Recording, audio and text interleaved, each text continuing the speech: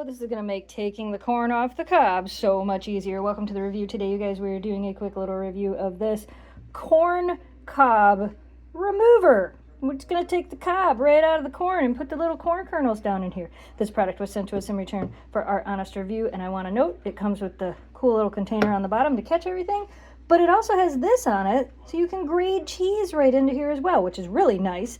And then this to hold your corn as you twist it down in here. We just made some corn, and I'm going to be making Mexican street corn later.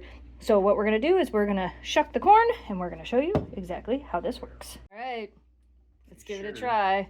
And you're supposed to twist it as it goes down. Oh, this seems dangerous. That's why I'm making you do it. Okay.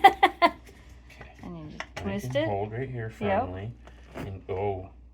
I think you're supposed to twist it. Oh. Huh. Okay. Well, look at that.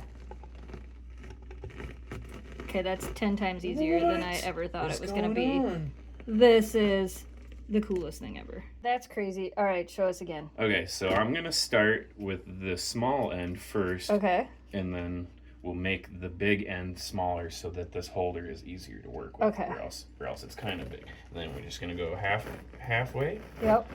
So you kind of go until it hits the bottom, or you can't push anymore. Look at that. That is so crazy. And now I can take that off and I can put it on this end right here and I can finish.